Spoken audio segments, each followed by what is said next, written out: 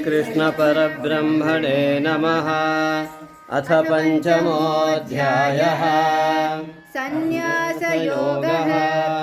अर्जुन उवाच सन्न्यासं कर्मणां कृष्ण पुनर्योगं च शंससि यच्छ्रेयगेतयोरेकं तन्मे ब्रूहि सुनिश्चितम्। श्रीभगवानुवाच सन्न्यासः कर्मयोगश्च निःश्रेयसकरावुभौ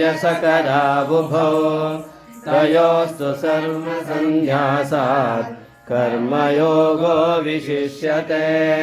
ज्ञेयः स नित्यसन्न्यासी यो न द्वेष्टि न काङ्क्षति निर्द्वन्द्वो हि महाबाहो सुखं बन्धात् प्रमुच्यते।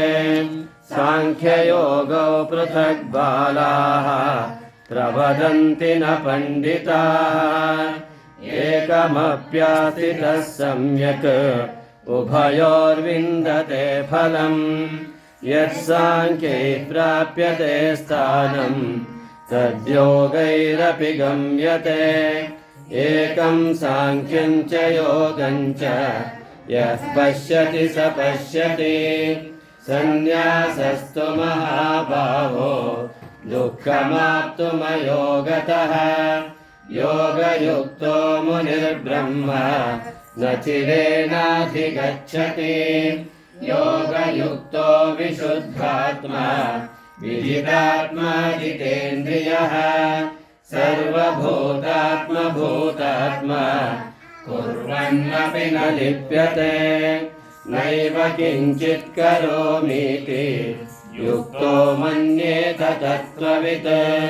पश्यन् शृण्वन् स्पृशन् जिघ्रन् अश्नन् गच्छन् स्वपन् श्वसन् प्रलपन् विसृजन् गृह्णन् उन्मिषन् निमिषन्नपि इन्द्रियाणीन्द्रियार्थेषु वर्तन्त इति धारयन् ब्रह्मण्याधाय कर्माणि सङ्गं त्यक्त्वा करोति यः लिप्यते न स पापेन पद्मपत्रमिवाम्भसा।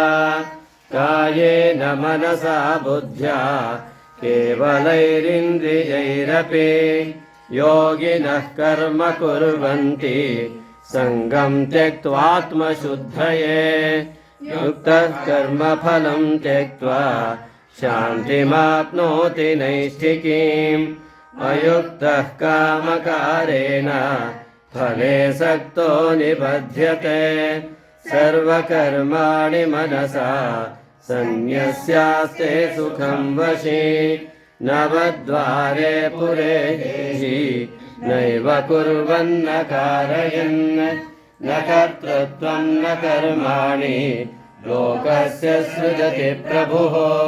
न कर्मफलसंयोगं स्वभावस्तु प्रवर्तते। नादत्ते कस्यचित् पापं न चैव सुकृतं विभुः। अज्ञानेनावृतं ज्ञानं तेन मुह्यन्ति जन्तवः। ज्ञानेन तु तदज्ञानं येषां नाशितमात्मनः। तेषामादित्यवज्ञानं प्रकाशयति तत्परम्।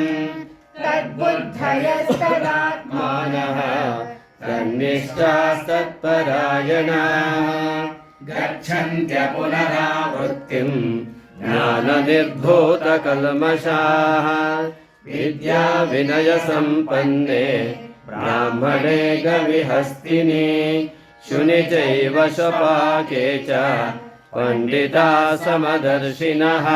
इहैव तैर्जितः सर्गः येषां साम्ये स्थितं मनः। निर्दोषं विषमं ब्रह्म तस्माद् ब्रह्मणि ते स्थिताः।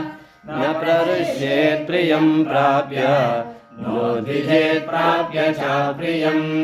स्थिरबुद्धिरसम्मूढः ब्रह्मविद् ब्रह्मणि स्थितः।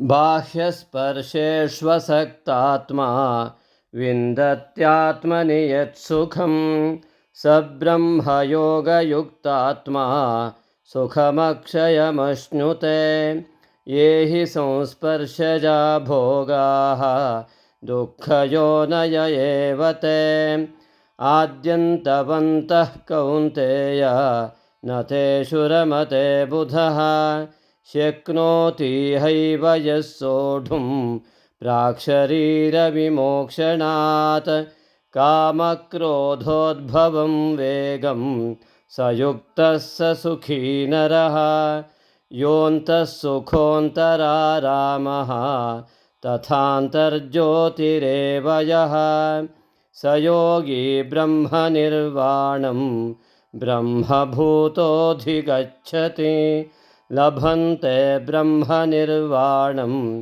ऋषयः क्षीणकल्मषाः छिन्नद्वैधायतात्मानः सर्वभूतहिते रताः कामक्रोधवियुक्तानां यतीनां यतचेतसाम् अभितो ब्रह्मनिर्वाणं वर्तते विदितात्मनां स्पर्शान् कृत्वा बहिर्बाह्यान् चक्षुश्चैवान्तरे भ्रुवोः प्राणापानौ समौ कृत्वा नासाभ्यन्तरचारिणौ यतेन्द्रियमनो बुद्धिः मुनिर्मोक्षपरायणः विगतेच्छाभयक्रोधः